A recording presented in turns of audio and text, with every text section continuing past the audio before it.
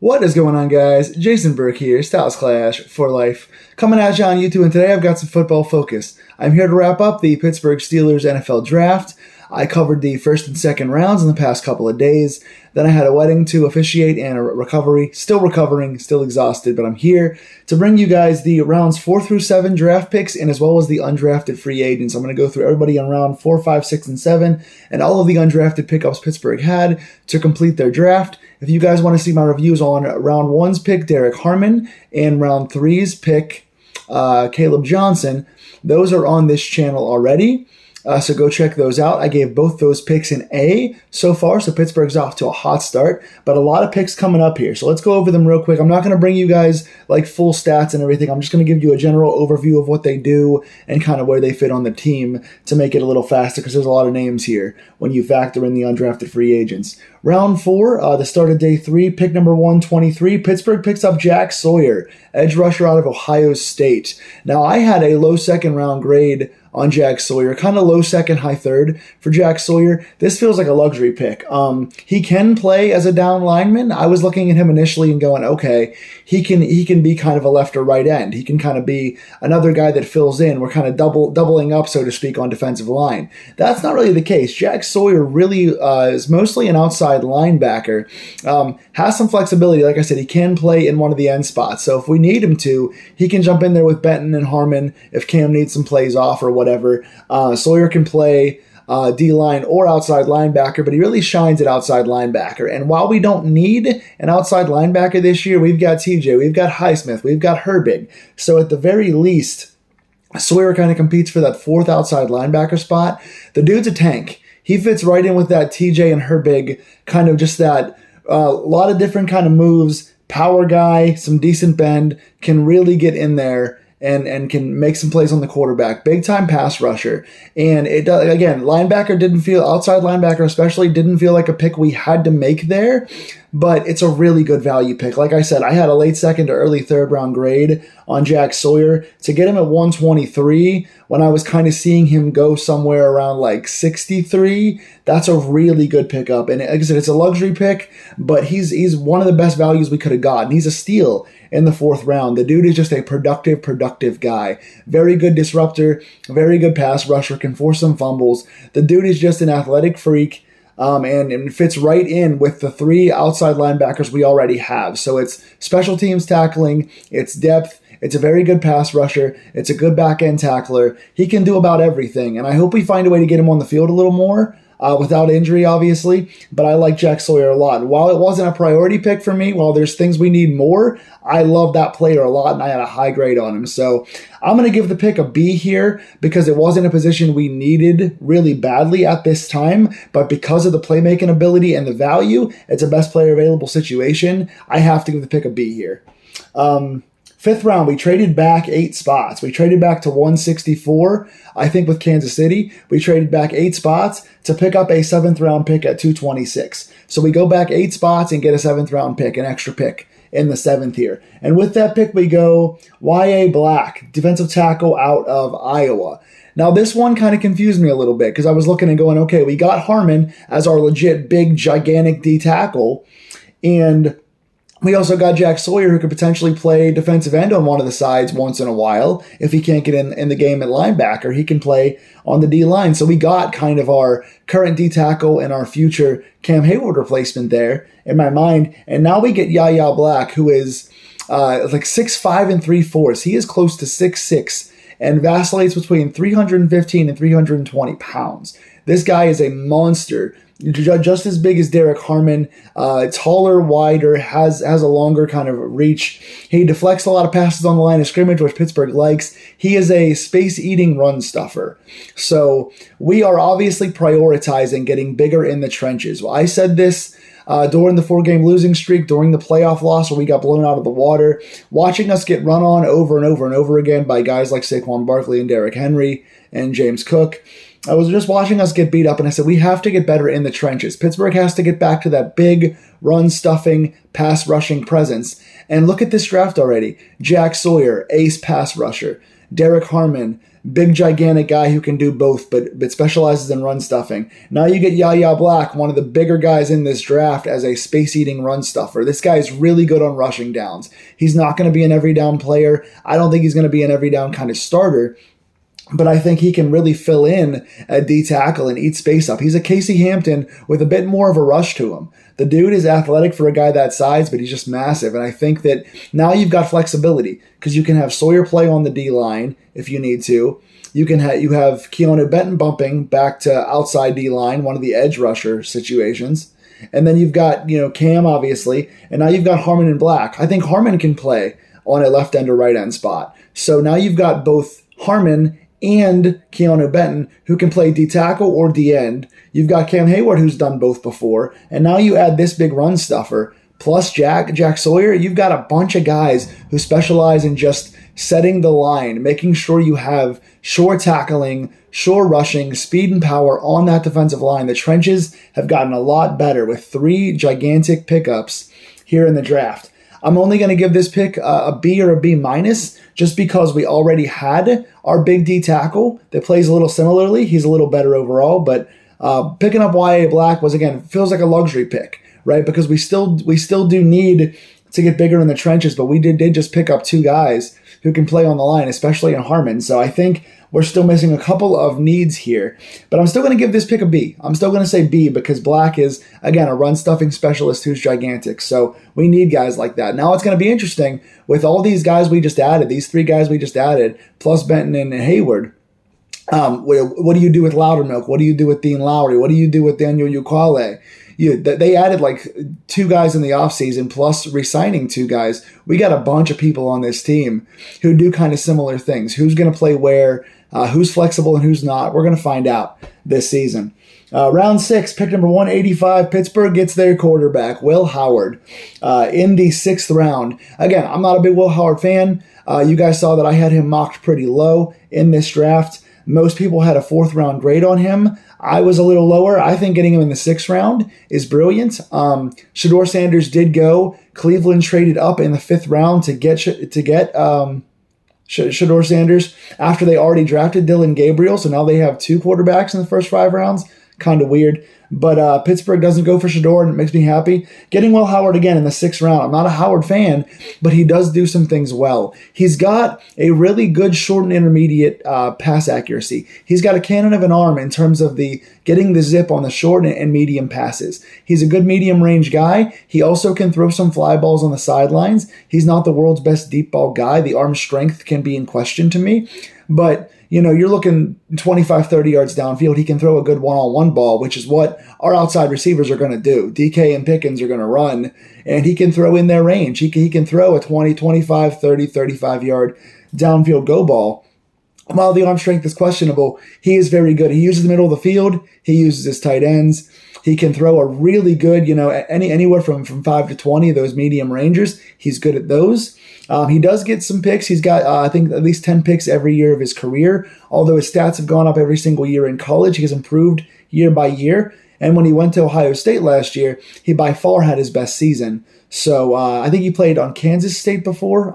If I'm not mistaken, I'm not quite sure. But he got better when he started playing for an elite team with elite receivers. And he's going to have elite receivers and options here. So he can also run the ball as well. He's not very fast. He's not super athletic, but he can kind of roll out. He can kind of extend the play a little bit. He's a hard runner. He can lower his shoulder. He's not afraid to dive ahead. He's not going to really be a running quarterback in the NFL, but he can be a short yardage pickup and goal line pickup kind of guy. So for short yardage, he can be a good guy to tuck his shoulder and dive in there. He's not afraid of contact. So there are some good things about Will Howard. And again, for this value, I'm going to give this pick an A because while Howard is not the best quarterback in this draft at all, it's a weak class. Pittsburgh needed a quarterback, and they got one in the 6th round. For 185, I'm not going to complain. My only complaint would be that Quinn Ewers, who I have as the 2nd best quarterback in this draft, went all the way at like 232 or something.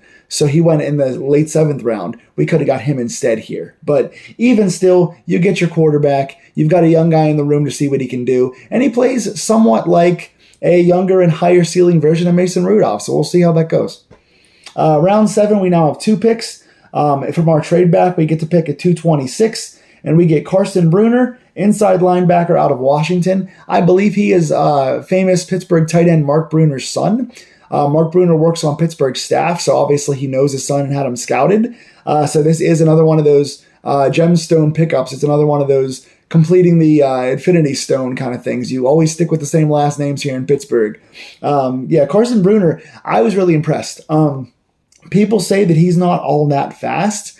He ran a 4.5 for an inside linebacker in college. That's pretty good. He ran a 4.5. And while like some of his tests weren't off the charts, I like the way he tested. He looks pretty good to me.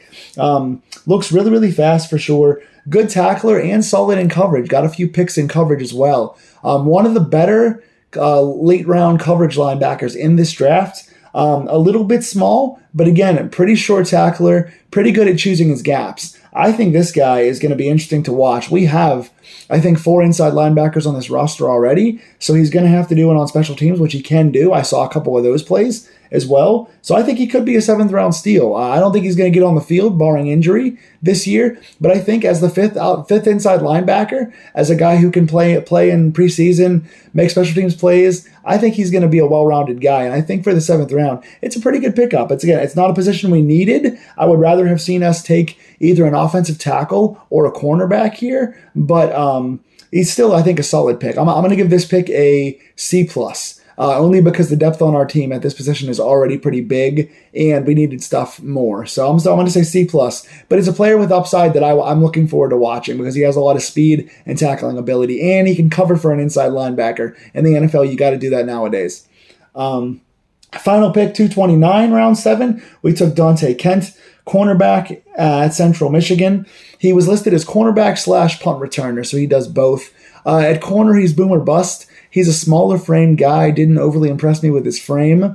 Didn't see much out of him in terms of tackling, but he is very fast, and he doesn't really get picks. I think he's only had 2 or 3 picks in his college career, but he does get to a lot of pass breakups because he is fast, but he does gamble on plays a lot. So while he's going to give you a couple splash plays and a couple nice breakups, he's going to gamble and get burnt too. And he, when I saw him play against kind of higher level competition, he was getting burnt a little bit. So I don't love this pick. I think it's our weakest pick in the draft, but it's a 7th round pick. It's pick number 229. So I'm not going to totally kill it. We did need a corner. I don't think he's going to make the roster. I think we have other returners that are better, and we'll talk about those guys. I'm going to give this pick a D-. I don't mean to insult Dante Kent, but it was just kind of a high reach. But we did make up for it here a little later on. So that's the overall end of our draft. Jack Sawyer, Y.A. Black, Will Howard, Carson Bruner, Dante Kent. That is the end of our draft. And overall, I am very happy to very happy based on all the picks except for really that last pick in round 7.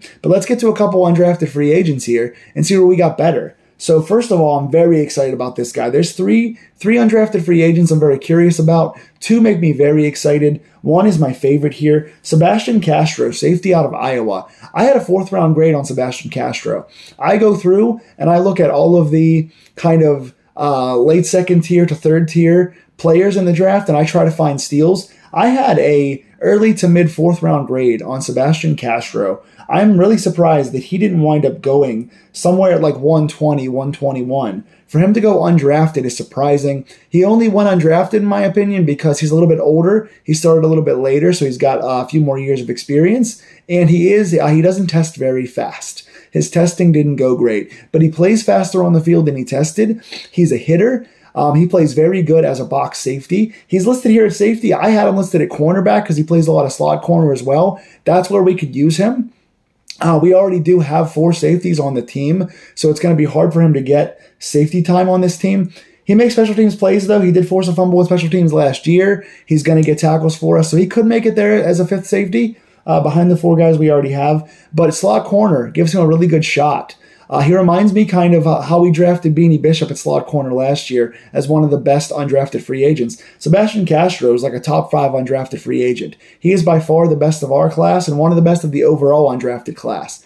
Again, dude is a good box player. He can blitz off the edge. He's a very short tackler. He's a hitter, and he can make some plays. He got a pick 6 last year, several interceptions. I like Castro overall game. Again, I like him off the edge. I like him kind of in the slot, more than safety even, but I think he can do either one. And I would be very surprised if he didn't at least challenge Beanie Bishop for that slot corner spot this year. If he plays the safety, it's going to be a harder road for him. So we'll see which way he goes. But I see him making the roster, and I'm really curious about Castro because that makes up for the Dante Kemp pick. We got ourselves a pretty good slot corner if we choose to put him there. I like his game overall.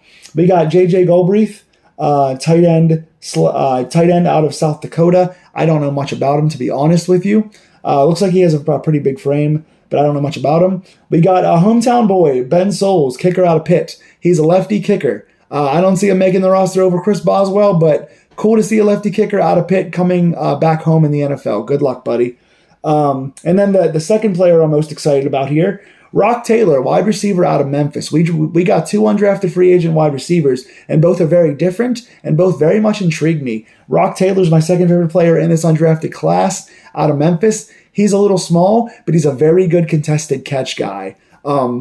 He doesn't have like a ton of moves. He's kind of a straight line guy, but one-on-one, he's got very good hands. He is physical for a guy his size. He made catches in double and triple coverage last year. He's not afraid to get hit or even lower his shoulder and hit guys. He plays a lot stronger than his size. His hands are reliable, and he's a good downfield option. I could see him kind of serving as our like fourth outside guy, maybe challenging someone like Skoranek. He would have to play on special teams and make some plays there. But I think we needed another outside physical guy behind our 2 big starters because all of our other guys like Scotty Miller, Calvin Austin, Rowan Wilson, they're all small slot guys. This is a big physical guy who, again, kind of looks a little undersized on tape to me, but he's got some size there. And he's just good on the outside at one-on-one balls. So while he's limited, he's got a lot of potential for big plays. And I want to see in preseason what he can do. Because, again, that's what our quarterbacks are kind of known for, just throwing that ball straight.